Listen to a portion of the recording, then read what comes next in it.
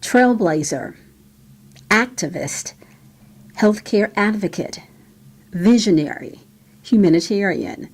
These words alone can only give you a glimpse into the life of a man, but together they tell the story of Dr. Aaron Shirley.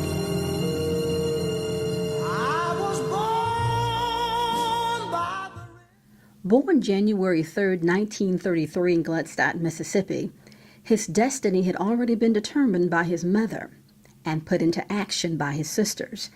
Aaron the boy would one day become Dr. Aaron Shirley the man.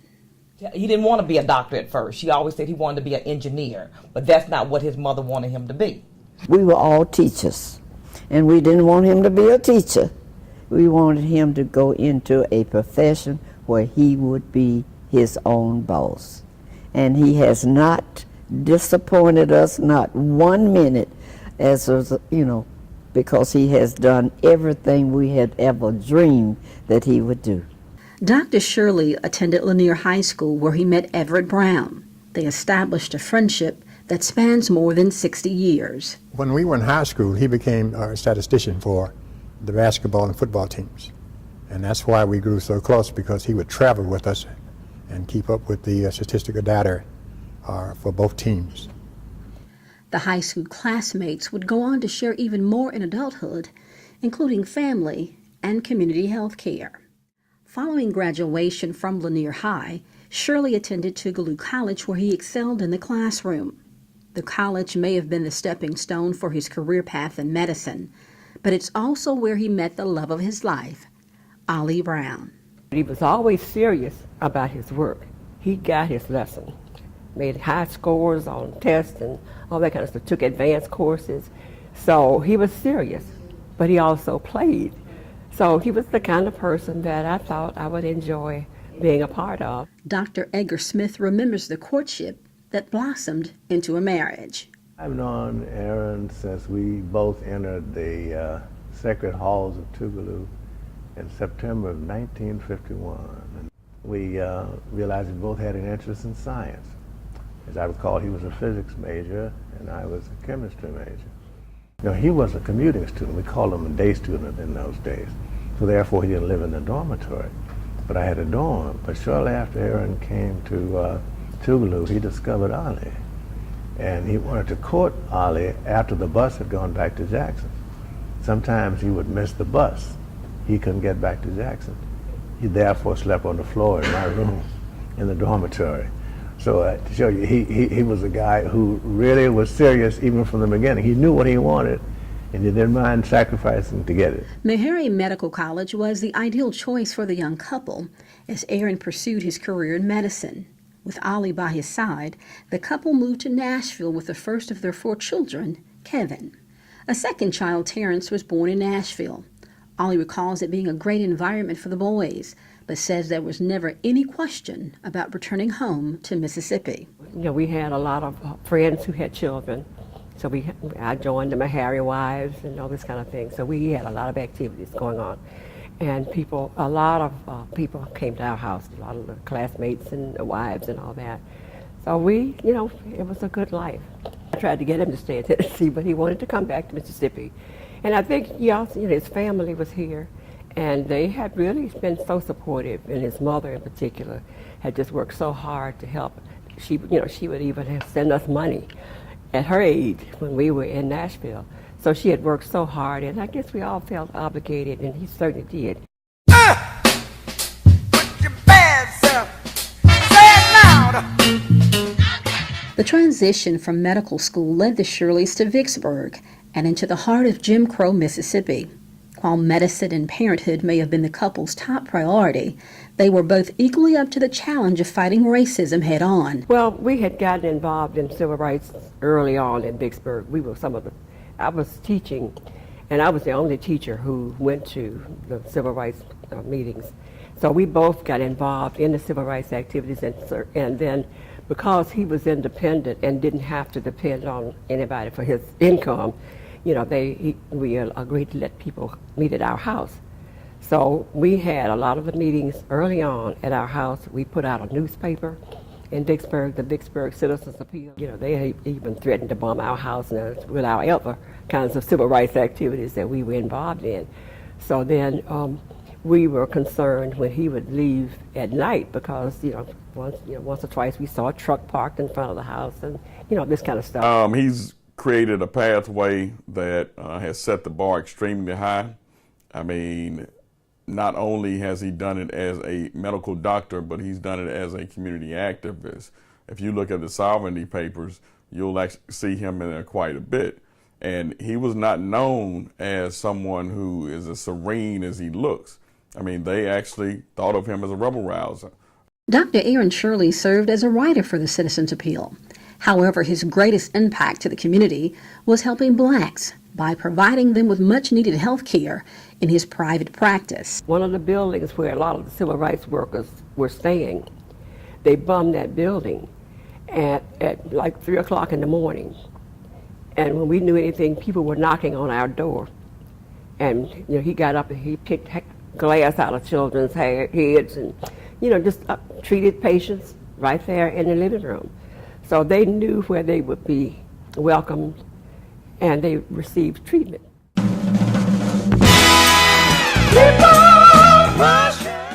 In 1965, Dr. Shirley became the first African-American resident and the first black learner in any program at the University of Mississippi Medical Center.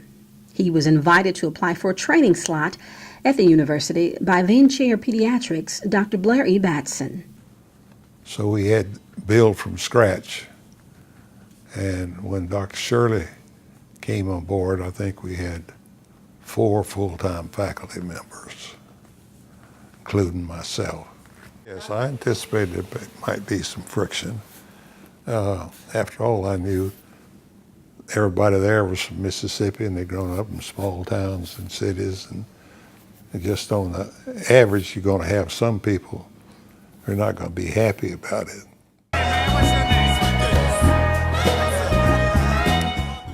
The year 1970.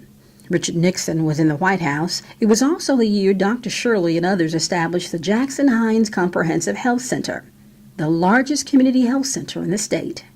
I heard about this man along with others who was putting together a health center.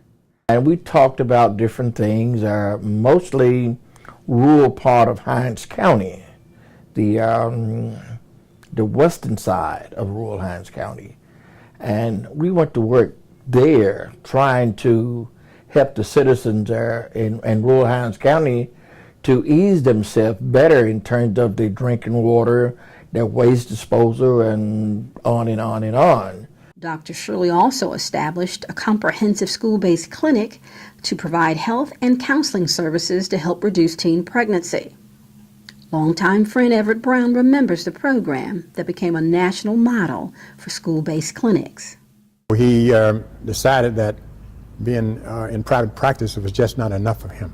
And he figured, from what I can understand, is that the way to reach more people and to offer more and better services to more people was to try to open up clinics. And he's still in love with his high school, Lanier. He had a medical clinic that he opened up for young teenagers that were involved in pregnancy. And that made a documentary, 60 Minutes.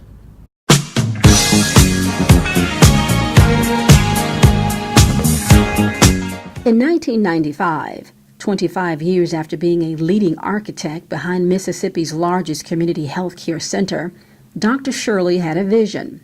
He pictured the failing Jackson Mall thriving once again, not with retail, but instead with what he knew best, health care. I was here as interim president of Tugela in 1995. He told me about his plans to open this mall. All over the world, they've come wanting to see how this mall was put together.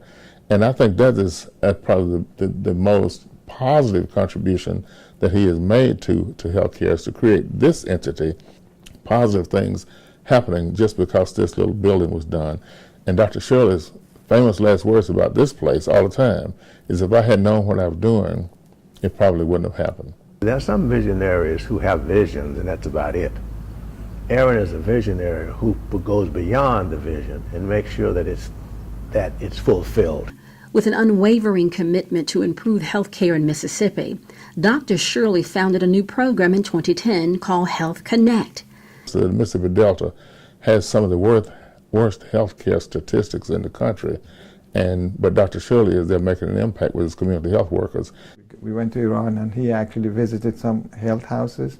He visited some of the services Iranian are providing, and he was right there, and then he said, I'm fired up, this is something we can make it work in Delta. So since the year 2009, we have been working on this project, trying to borrow some element of Iranian model and kind of adjust it locally to the culture of Mississippi and Delta. Document that this community health worker and health houses as an intervention would actually not only save money but also will improve overall people's health and clients and community satisfaction.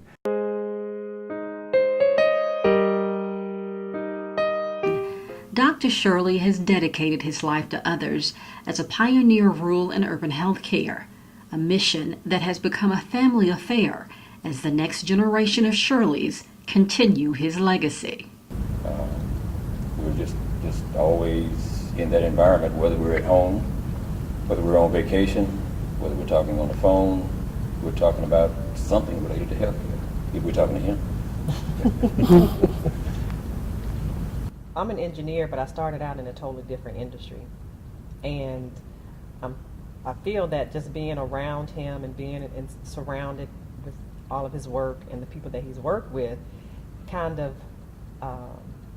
directed me into, because I work for a healthcare IT company now. And so I guess part of it is because I have been exposed to so much related to healthcare, then it kind of guided me in that direction. So I went from art to healthcare, and I've been with the company for 11 years. And it's easy for me to work in healthcare because I was brought up in an environment of passion, compassion, and just caring for people, and I enjoy it. We are Shirley's by name, we're Shirley's by drive, by intestinal fortitude, and by guidance. And the foundation was laid a long time ago that this is what we do, and not necessarily just because it's healthcare, but this is how we know that we can live up to, or attempt to live up to what he laid as how to provide for those that are less fortunate. Thank you, Uncle Aaron, for everything that you've done for me. Thank you for all the opportunities. You've definitely put some good work ethics into me, into my heart, and made me a better person and a very humble person. Thank you, and I love you. I want to thank you for being a wonderful doctor. I want to thank you for being a wonderful family man, a husband, and I want to thank you for the person you are. I'm proud to be your son. I'm proud to have worked with you. I'm proud to have worked for you. And a special message to you from your grandchildren. Arlington and Chandler told me to tell you they love you very much. Sorry that they can't be here with you, but congratulations. I'm so proud of him and all the great things he's done, and being a great father and being a normal father.